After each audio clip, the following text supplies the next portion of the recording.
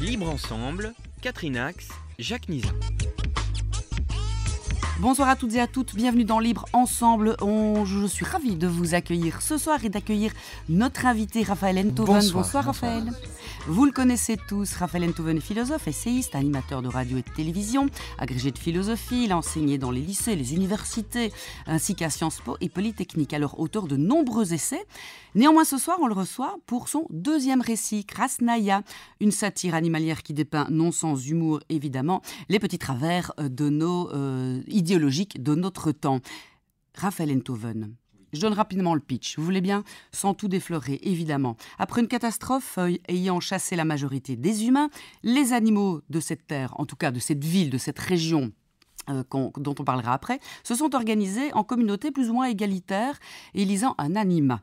Là arrivent évidemment des querelles identitaires que l'on décode assez rapidement. D'ailleurs, vous donnez un glossaire des doctrines pour qu'on s'y retrouve un petit peu, comme ça on n'a pas besoin de prendre note toutes les 3 secondes, quoique.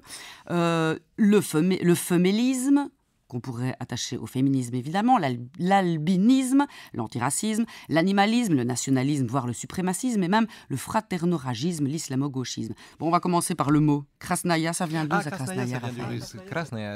Krasnaïa Plochad, en russe, c'est la place rouge. En réalité, le nom de la cité, enfin de cette communauté animalière, vient des bouleaux du bois rouge, qu'on appelle le bois rouge, parce qu'ils sont rouges au tronc.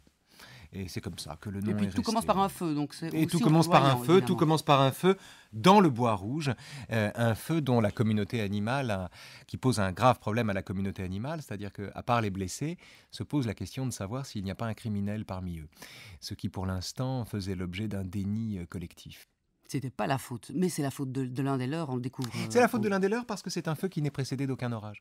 En général, il y a toujours un orage qui précède le feu et du coup, quand un incendie se déclenche, les animaux en profitent pour manger de la viande cuite en attendant que le ciel envoie des libellules pour éteindre les flammes sous une pluie rouge.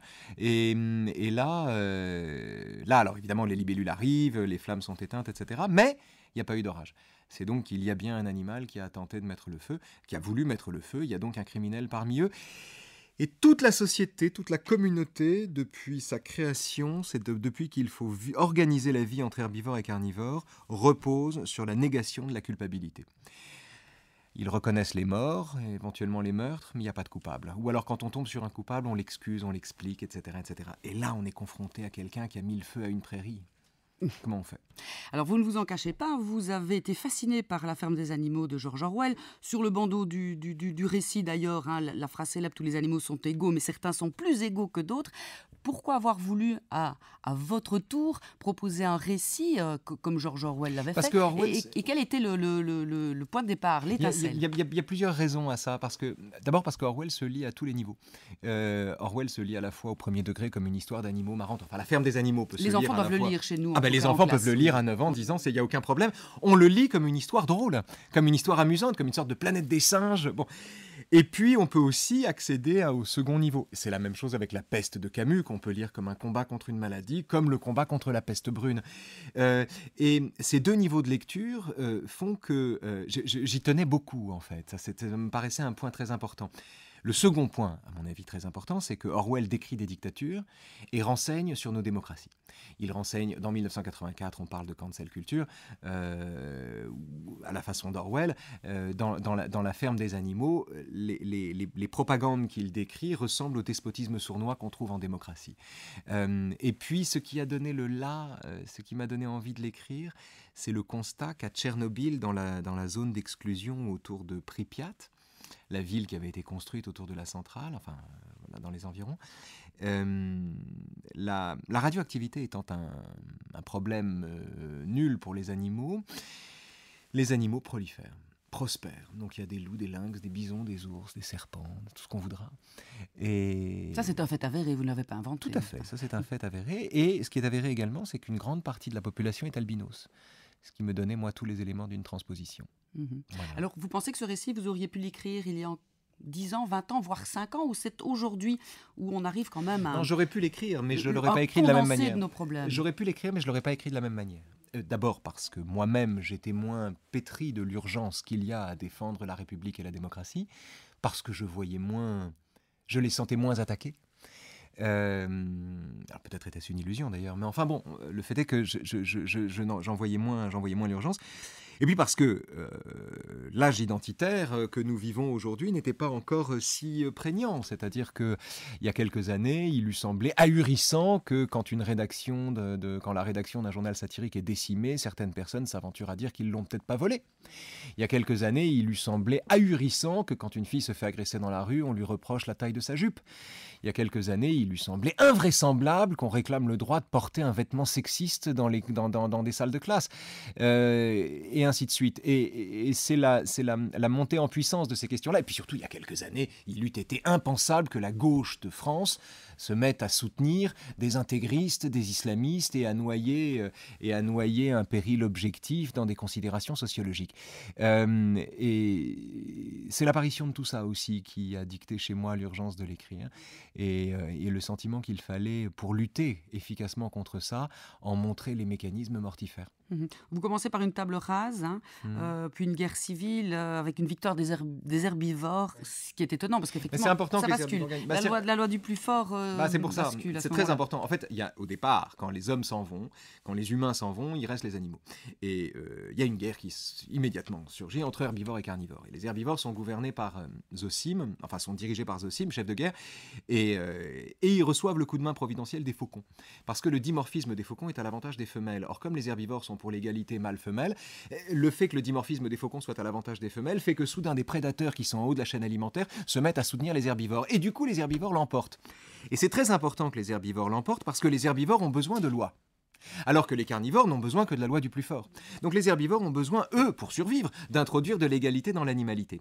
Donc le fait que les herbivores l'emportent fonde la communauté ordonnée de Krasnaïa selon des principes qui sont des principes égalitaires. Et démocratiques. Et démocratiques. Et absolument démocratiques. Reste que, évidemment, après, c'est là que les problèmes commencent. C'est pas là que les problèmes s'achèvent. Évidemment, mais vous évitiez le totalitarisme, en tout cas. La loi du plus fort, c'était une dictature. C'est-à-dire que parmi les problèmes, il y a le fait que la loi du plus fort, que tout le monde est convaincu d'avoir bannie, revient au grand galop à chaque fois dans la communauté des animaux, par la porte, par la fenêtre, par là où on l'a chassé.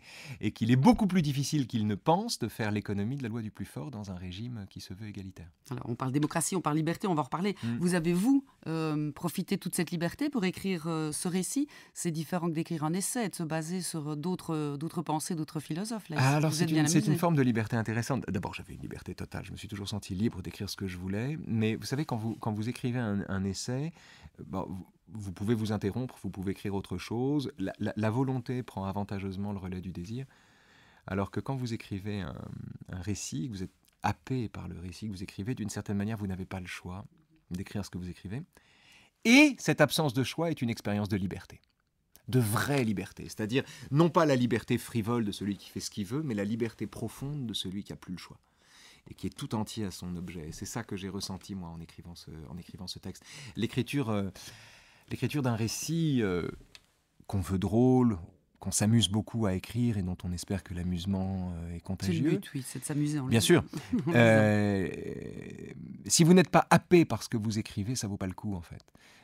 Alors qu'un essai fait avantageusement l'économie de ce genre d'ivresse. Vous l'avez écrit rapidement ? Oui, je l'ai écrit rapidement. Je devais l'avoir en tête depuis longtemps. Je l'ai écrit rapidement. J'ai été aidé en cela par un confinement propice à l'écriture, il faut bien le dire. Recherche sur... Parce que vous respectez quand même grosso modo le monde animal, on peut le dire. Il y a beaucoup de travail. J'ai travaillé en amateur, c'est-à-dire en amoureux et en dilettante. Mais enfin, j'ai quand même bossé un peu. Je me suis renseigné sur les animaux. Je voulais quantité de noms d'animaux. Je voulais qu'on puisse les imaginer, je voulais connaître leurs manies, leurs pratiques, leurs manières, etc. Parce que c'est pas simplement une transposition. Ils sont encore des animaux et ils sont tributaires de leur condition animale. Et donc je voulais faire droit à cet univers dont la fièvre, l'efflorescence, le bruit, le vacarme, les braiements, etc. faisaient l'essentiel. C'est une grande réflexion sur nos démocraties, sur les hyper-démocraties d'ailleurs.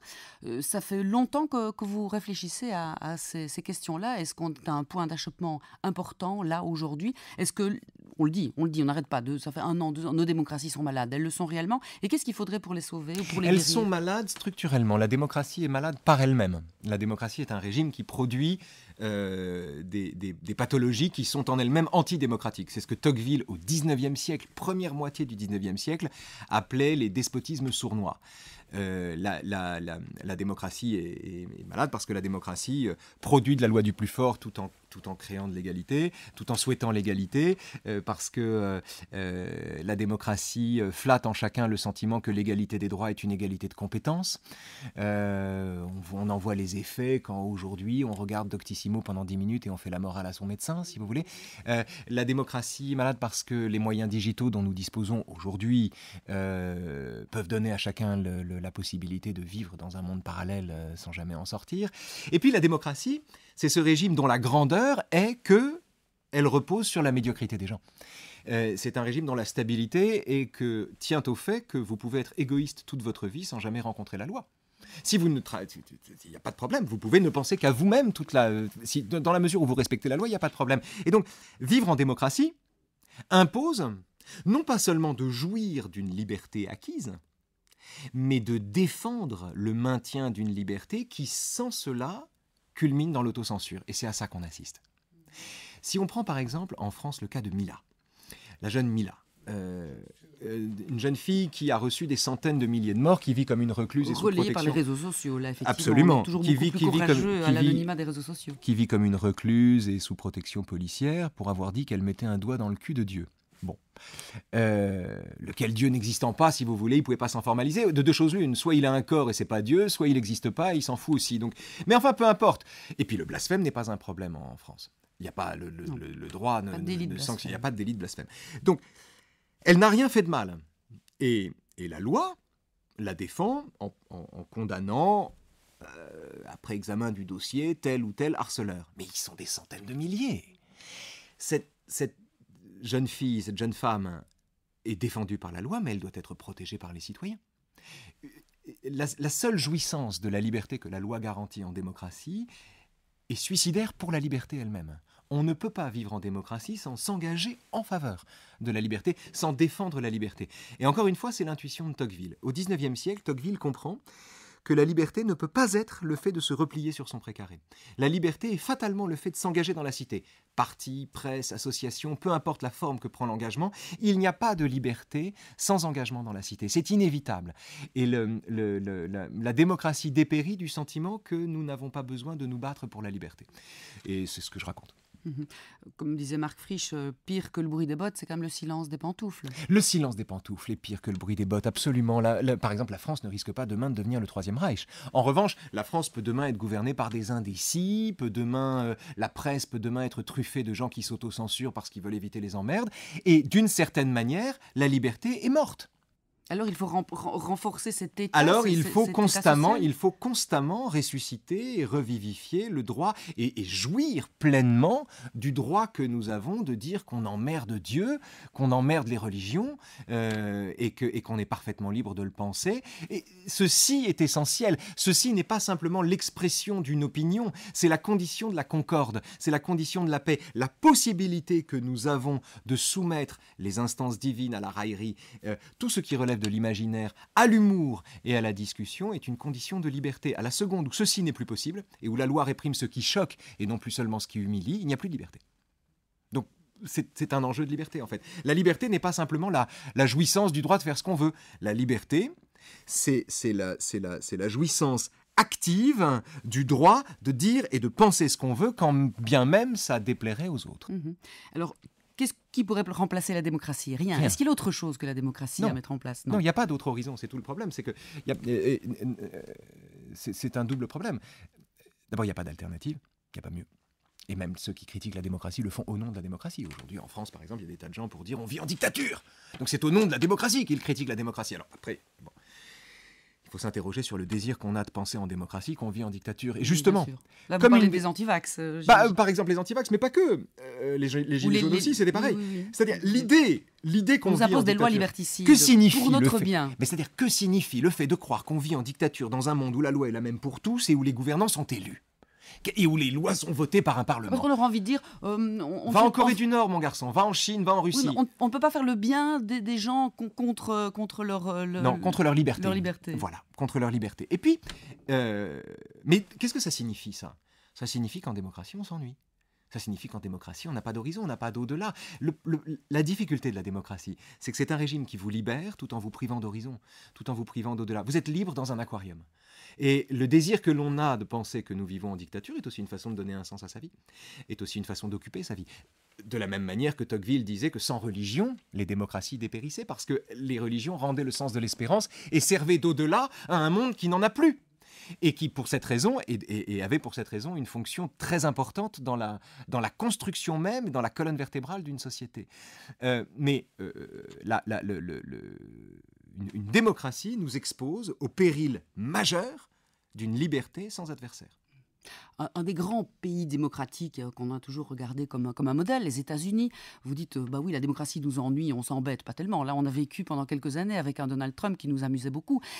Mais c'est parce qu'il a précisément voulu, c'était une remise en cause de la démocratie elle-même. Alors, c'était déguisé en hyper-démocratisme, puisque Donald Trump, qu'est-ce que c'est que le Trumpisme ? C'est une confiscation du pouvoir déguisée en restitution du pouvoir. C'est-à-dire qu'il a fait comme s'il rendait le pouvoir à tous ceux qui n'habitaient pas à Washington, tout en conservant le pouvoir pour lui-même. Selon un dispositif qui avait été décrit par Machiavel dans Le Prince, quand il recommande au prince d'enjamber les puissants. C'est-à-dire d'enjamber en fait les corps intermédiaires. Voilà, de faire un eux et nous. Voilà, pour faire un eux et nous, de faire un eux et nous avec les puissants et de s'adresser directement au peuple. Ce qui disait Machiavel avait un double avantage, c'était celui à la fois de donner au peuple le sentiment qu'on était proche de lui et dans le même temps de n'avoir aucun obstacle à l'exercice d'un pouvoir absolu. Et de fait, c'est à ça qu'on a assisté avec Trump, c'est-à-dire c'est une remise en cause de la démocratie par la démocratie elle-même.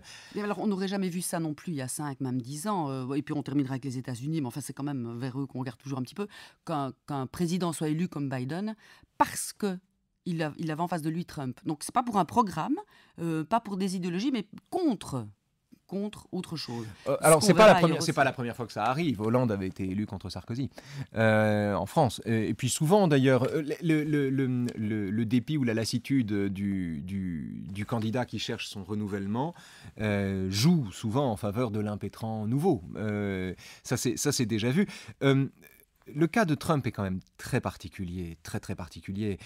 La quantité de républicains hostiles à Trump en témoigne, c'est-à-dire qu'on était en présence d'une négation totale et concertée de l'ensemble des institutions et d'un refus ostensible, ouvert, délibéré de toute forme de réalité. Donc, l'enjeu était de recouvrir la réalité par les faits alternatifs et l'enjeu était de bannir les institutions au profit du pouvoir d'un seul homme. Donc, que le rejet de cet homme favorise son adversaire, c'est une chose. Qu'il y ait dans ce cadre-là, dans cette situation-là, un vote qui soit d'abord un vote de rejet, je peux le comprendre. Je le dis pas au détriment de Biden. On ne sait pas, d'une certaine manière. Enfin, on a vu en un an que Biden avait aussi des choses à offrir, mais moi, je peux comprendre que les choses se soient passées comme ça. J'aurais voté n'importe qui, moi, pour éviter un 4 ans de plus. Donc là, également une démocratie malade. Toutes les démocraties sont malades. C'est inséparable. Mais il va falloir qu'elles guérissent à un moment donné. Non, on ne peut pas guérir. On peut pas guérir. Mais on peut continuer à vivre comme ça. C'est un régime imparfait. C'est un régime constamment malade. Quand on parle des pathologies de la démocratie, une démocratie favorisera toujours le sentiment que l'égalité des droits est une équivalence des compétences. Une démocratie favorisera toujours le sentiment que les restrictions de la loi sont des entames à la loi, par exemple, et qu'on est plus libre dans un monde où il n'y a pas de loi que dans un monde où il y a des lois. Toute démocratie flatte ou favorisera le retour de la loi du plus fort sous des atours égalitaires. En cela, toutes les démocraties sont malades. L'illusion, me semble-t-il, est de croire qu'on puisse définitivement guérir une démocratie, parce que si la guérir définitivement, c'est basculer dans un régime autoritaire, ou basculer dans un régime dont la stabilité est garantie par l'autoritarisme. La démocratie est un régime en mouvement, infiniment critiquable en permanence, et qui, pour cette raison, me paraît plus désirable que les autres. Alors, vous ne donnez pas de leçons, vous ne non, je raconte une histoire, moi. Voilà, une doctrine en avant par rapport à une autre. Et néanmoins, quel animal auriez-vous aimé être, ou quel mouvement auriez-vous rejoint ? Moi, je serais parmi les pédagogues. Je voudrais faire partie des pédagogues. C'est-à-dire que dans le livre, il y a les animaux, ce sont surtout les chats. Vous trouvez un muret. Alors voilà, il me faut un muret pour pouvoir me vautrer au soleil. Vous avez quand même le beau rôle, Raphaël Enthoven. Le chat, c'est le beau rôle. Le pédagogue, parce que les discuteurs, comme je dis dans le livre, reçoivent du premier animat de la société la mission paradoxale de pacifier la vie à l'intérieur de la cité tout en animant les disputes. L'animat comprend que une dispute qu'on écrase n'est pas une dispute qu'on pacifie, c'est une dispute qu'on préserve. Alors qu'une dispute qu'on transforme en discussion, en débat, un combat qu'on fait muter en débat. Non pas se battre, mais débattre. Voilà, un combat qu'on mute en débat est propice, est une œuvre de liberté collective. Et donc la tâche des discuteurs, ça n'est pas d'organiser la victoire d'une opinion sur une autre, c'est confronter à un pancrace, à des opinions qui s'aboient à la figure, c'est faire en sorte que chacune de ces opinions s'élève au rang d'argumentaire, ce qui leur permet d'avoir un terrain commun et par là même de mettre la vérité en partage. On se l'a dit à la fin du récit, les murets sont envahis d'autres discuteurs. À un moment donné, bah oui, c'est la démocratie. La démocratie, c'est tout. Tout discuteur peut être discuteur et pas seulement les chats. Alors, bien sûr, avec une particularité, c'est que ce qu'on ne décide pas, c'est le courage. Ce dont on ne décide pas pour soi-même, c'est le courage. Et bien des discuteurs, n'ont pas envie de se battre avec ceux qui veulent leur place. Un monde pour lequel personne n'est prêt à mourir est un monde qui peut disparaître. Et de fait, le comportement des discuteurs à la toute fin, certains... Quand l'animat apprend que les discuteurs sont menacés par des fraterno-ragistes qui veulent prendre leur place et qui se moquent d'eux, il envoie les dogues pour les protéger, et les discuteurs eux-mêmes prennent fait et cause pour les fraterno-ragistes contre les dogues. En tout cas, certains d'entre eux. Et c'est ainsi que les murets sont perdus. Mmh. Alors là, on revient tout au problème du blasphème en France, et puis de tout ce qui s'est passé après les attentats de Charlie Hebdo, et le fait de plus oser parler de certains sujets. Absolument, mais c'est le vrai problème en démocratie. Le vrai problème en démocratie. Le courage du débat, de la nuance. Le problème en démocratie, c'est pas l'intégrisme, c'est pas le salafisme, c'est la peur, c'est la trouille, c'est l'autocensure. C'est la peur déguisée en refus d'avoir des emmerdes, ou c'est la peur déguisée en pondération. Vive la liberté d'expression, mais attention au respect. Quelqu'un qui pense comme ça n'est pas quelqu'un de pondéré, c'est quelqu'un d'exténué, c'est quelqu'un d'épuisé. Et quand on dit vive la liberté d'expression, mais attention au respect, on dit merde à la liberté d'expression. C'est ça qui se passe en fait. Et le vrai danger en démocratie, ce sont les prudents, ce ne sont pas les tarés, ce ne sont pas les fous. Les antivax, ils sont 8, les intégristes, ils sont 12. Enfin, je veux dire, non, ils sont plus que ça. Mais ils ne prospèrent que quand les indécis sont au pouvoir, que quand sont au pouvoir des souverains débonnaires comme mon Vladimir dans Krasn‌aya, qui est une couille molle en fait, est une gentille couille molle, mais il est dangereux d'être si prudent. Oui. Donc il va falloir réveiller peut-être les jeunes générations. Est-ce que vous comptez sur eux pour aussi lire ce récit et puis prendre les choses en main? Oh, j'adorerais ça. On leur donne beaucoup de... J'aimerais ça, mais honnêtement, j'ai aucun espoir. J'y crois pas. Enfin, j'en sais rien d'ailleurs, je ne sais pas. Je crois à long terme à la puissance subversive des livres, mais je ne crois pas aux effets de foule. Et je ne crois pas à une réforme collective des consciences. Je crois juste à un travail indéfiniment renouvelable d'éducation, de dialogue, de pédagogie. Je crois au coup d'épée dans l'eau qu'on reproduit. J'aimerais, avant qu'on termine cette émission, Raphaël Enthoven, vous épingler sur les femélismes. Alors, il y en a 3. Donc, expliquez-nous les différents types. Et puis après, j'aimerais vous expliquer sur les attaques qui vous ont été faites. Bien sûr. Que vous connaissez mieux que les femmes, le féminisme. Les femélismes, alors, dans Krasnaya, effectivement, il y en a 3. Il y a un premier fémélisme qui est l'allié des herbivores. Les femelles sont les alliés des herbivores, plutôt, qui revendique une égalité absolue entre les mâles et les femelles. Mais là-dessus se greffe un deuxième fémélisme qui constate que malgré ce que dit la loi, les injustices perdurent dans la société. Et que tel mâle conserve une emprise glaçante sur sa femelle dans tel ou tel endroit, et que ceci n'est pas acceptable. Le problème, c'est que la loi ne peut pas aller si loin. Un monde où la loi réglemente la vie des familles, c'est-à-dire s'introduit à ce point dans les foyers, est un monde où la liberté est morte. Et donc pour cette raison-là, le second fémélisme ne cesse de constater l'écart entre ce que la loi demande, entre ce que la loi interdit, et ce qui continue de se passer. Et les premières féministes peuvent être d'accord avec ça. Le problème, c'est que les secondes féministes deviennent misandres avec le temps. C'est-à-dire finissent par considérer que les animaux mâles sont tous les ennemis des animaux femelles. Et à partir de là se joue un troisième féminisme qui est comme les renards ont pris l'habitude de vivre en marge, enfin certains renards ont pris l'habitude de vivre en marge de la communauté des animaux et obligent leurs femelles à vivre queue basse pour des motifs de pudeur, on assiste à un troisième féminisme qui revendique, au nom de la liberté, pour les femelles, le droit de se soumettre. Et donc ces trois féminismes se disputent. Et alors là, pour le coup, entre le premier féminisme et le troisième, il n'y a plus rien à dire. Il n'y a plus d'échange possible. Il n'y a pas d'échange possible entre un féminisme qui considère que l'égalité et la liberté sont des absolus et un féminisme qui considère que c'est être libre que de se soumettre. Mmh.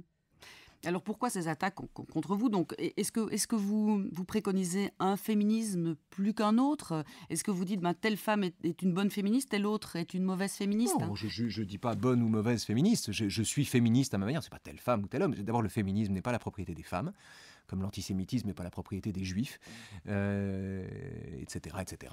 La haine anti-arabe, enfin bref. Tout ça sont des affaires collectives, sont des enjeux collectifs. Vous êtes plutôt pour l'universalisme du féminisme? Je suis tout à fait pour l'universalisme du féminisme et j'ai tendance à penser qu'un féminisme misandre, un féminisme identitaire est un féminisme qui en réalité est l'allié objectif du machisme, du conservatisme et du sentiment que les féministes sont précisément des hystériques ou je ne sais quoi, etc. etc. C'est-à-dire que c'est la meilleure façon de donner raison au pire. Pour le dire très simplement, Sandrine Rousseau est la meilleure alliée d'Éric Zemmour. Voilà. Pour le dire aussi simplement que possible. Et inversement, c'est parce qu'il existe des gens comme Éric Zemmour qu'on peut être aussi bêtement féministe que Sandrine Rousseau. Et le problème qu'on a en France, il est là, il est dans cette tenaille entre deux formes de sottise, deux formes de radicalité qui se complaisent dans le reflet qu'elles offrent l'une à l'autre et au milieu desquelles on essaie, comme sur une ligne de crête, de réaffirmer les principes d'égalité et de liberté. Vous osez les mots. Vous osez dire qu'effectivement, porter le voile n'est pas une liberté. Alors je dis que c'est une liberté. C'est une liberté, mais c'est un vêtement sexiste. Ce que je veux dire, c'est qu'on ne sonde pas les cœurs et les reins. Il y a des gens qui disent « je décide librement de porter le voile ». Pas de problème, tant qu'on n'est pas mineur. À l'école, c'est pas possible. Pour une raison très simple, c'est qu'à l'école, la liberté est en gestation. Il faut avoir les moyens de concevoir sa liberté pour ensuite choisir le chemin qu'on se donne. Une liberté. Les enfants sont moins libres que les adultes. Ils obéissent aux adultes, par exemple. Donc il est normal qu'à l'école, on entre sans gris-gris, sans colifichet, sans voile, sans main de Fatma, sans étoile de David, sans truc, sans machin. C'est pas la question, c'est pas le problème, c'est pas le lieu. Qu'ensuite, à l'université, on décide de s'attifer comme on veut, pourquoi pas? Il n'y a pas de problème. La loi n'a pas à sonder les cœurs et les reins. Mais, de la même manière qu'il n'appartient pas à la loi de dire que tel vêtement doit être interdit et qu'une norme vestimentaire doit être bannie, ce qui n'a aucun sens, il appartient à la loi de permettre à chacun de juger de tels vêtements et de dire ce qu'il en pense. Et on ne devrait pas être menacé parce qu'on dit qu'on déteste ce vêtement. Voilà. Je déteste ce vêtement et je défends le droit de le porter. Vous pointez aussi le fait que la jeune Mila dont vous parliez n'a absolument pas été soutenue, défendue par certaines féministes. Ah non, elle a été très mal défendue, ou très peu défendue, ou défendue du bout des lèvres. Défendue pour une raison très simple, c'est que le féminisme français, un certain féminisme français, est pris prisonnier. C'est le problème de l'intersectionnalité, si vous voulez. Sur le papier, on est d'accord sur l'idée que les oppressions marchent ensemble et que les escadrilles, que les emmerdes volent en escadrille. On peut comprendre ça. Le problème, c'est quand il faut choisir entre féminisme et antiracisme et que soudain, on sacrifie les droits des femmes. On sacrifie les droits des femmes, les droits des fillettes, à un antiracisme devenu fou qui interprète comme raciste le fait de détester le port du voile, par exemple. Ceci, et qui repose sur une confusion savamment entretenue entre blasphème et racisme, qui est tout entière contenue dans ce faux mot d'islamophobie, tout ceci fabrique une pelote cancéreuse pour la démocratie qu'il faut constamment disséquer, démontrer et déplier pour que les gens voient qu'ils aient sous les yeux ce qu'il y a de mortifère là-dedans. Alors continuons. Et j'invite chacun à lire pour continuer le combat avec cette volonté. C'est évidemment de lire Raphaël Enthoven, Krasnaya, un récit aux éditions de l'Observatoire. Merci beaucoup. Merci à vous, c'était un plaisir d'avoir été là aujourd'hui. Merci à tous de nous avoir écoutés. On se donne rendez-vous la semaine prochaine pour un autre rendez-vous de la laïcité. À très bientôt. Au revoir. Au revoir.